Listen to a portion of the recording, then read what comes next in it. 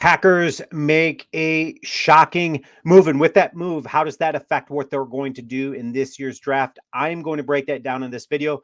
Before I jump into it, if you like the content, be sure to hit that subscribe button. Also, thank you for the comments yesterday when I asked who the better quarterback, in your opinion, was the guy behind me, Brett Favre or Aaron Rodgers, pretty much across the board. I loved reading through the comments. It was pretty much a 50-50 split. Arguably, there wasn't a more exciting quarterback in NFL history than the guy behind me. To watch him play the game, to do the things that he did, the highs and lows that he brought you through, Brett Favre was super exciting. My personal favorite quarterback. And then you've got number 12, Aaron Rodgers, arguably, the most accurate quarterback, in my opinion, in NFL history. You can make the argument that he is probably the greatest quarterback in NFL history, right? He's in that top 3 or 4 in my books. If you're asking me, I think the nudge goes to Aaron Rodgers, but my favorite quarterback was Brett Favre. Anyways, let's get into it. What's the shocking news coming out of Green Bay? Packers extend AJ Dillon to 1-year deal. Okay, when I heard this news initially break, I was super I was shocked, to say the least. I was a little pissed off because I'm like, are you kidding me? Why would we not sign Aaron Jones, but we would go and get AJ Dillon, extend his contract out? I can't wait to see what this contract is. And then when I, started uncovering a little bit more, it made a whole lot more sense to me. And we're going to talk about that. Dillon, who turns 26 on May 2nd, rushed for 613 yards, 2 touchdowns in 15 games. He started 6 of them last year because of the injury to Aaron Jones. He missed the final 2 regular season games with both playoff contests, suffering a stinger. Dillon has only had 100-yard rushing game in his career, and that came in 2020 against the Tennessee Titans. Okay, so when it comes to AJ Dillon, okay, last season, if you remember, when you had Aaron Jones go down with an injury, Dillon stepped into that role, and I was like, okay, finally we're going to see what AJ Dillon can do, and he just did not fill the shoes that everybody was hoping he would fill. AJ Dillon, in my opinion, was a complete disappointment at first. Then he started building some steam. He became a threat in the backfield as far as that check down pass game for Jordan Love.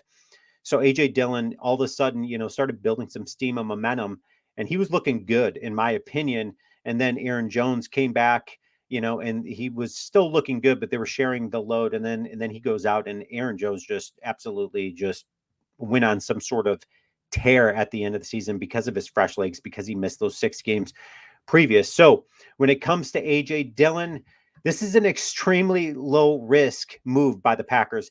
Dillon's contract can be worth up to 1.45 more than the league minimum for a 4-year player, which is a 1.125 million, totaling a potential of 2.57 million for Dillon. However, salary cap wise, Dillon is only going to account for 1.125 against the cap. So at the end of the day, Dillon was a super safe signing, and it made complete sense. He knows the offense. We know what we're going to get out of AJ Dillon, and who's to say he's going to even be there necessarily come the start of the season, depending on who they bring in, who they draft, all of that stuff.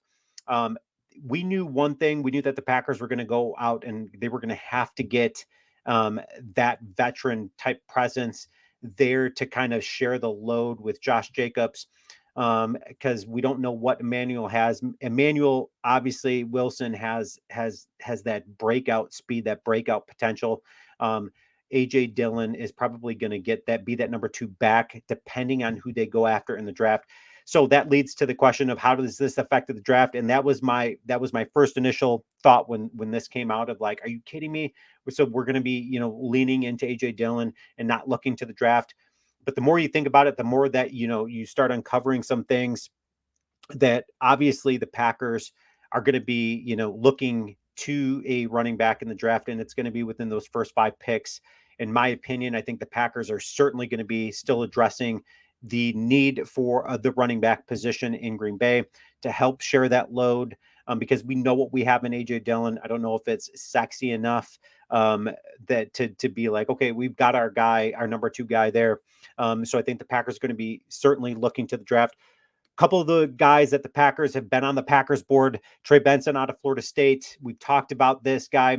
He would be a nice addition. Or do they go and get Jonathan Brooks out of Texas?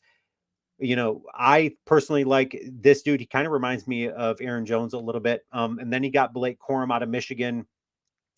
He's super shifty. He's got great hips. I feel he finds the hole very well. He's got great vision as a back. I wouldn't be, disappointed at all if they went and got Blake Corum, and then he got Wisconsin's Braylon Allen. That guy, there's a lot of mixed emotions out there when it comes to this guy. I think the guy is a truck, and he's a whole lot to bring down. I personally would like to see Braylon Allen in Green Bay because he's just, the Wisconsin native right there. Because at the end of the day, they're looking for that big back to in a short, I mean, in a close game, they're looking for that guy that's just going to extend the game out, make the defense hurt, make that defense not want to tackle you. AJ Dillon, Quadzilla, you would think he's that guy, but he's just really not. He'll get you those short yardage carries, but I want a guy that can add a little bit more, and I think Braylon Allen is that guy. And then you got Estime. I think this dude is out of Notre Dame. This guy is a load as well. So leave your comments. Let me know who would you out of the guys we just mentioned, and I think these are one of the Packers are going to take one of these guys. Who would you like to see the Packers add to their roster, because they are going to be adding one of these backs to their roster? Leave your comments. Let me know what you think. Go Pack, go.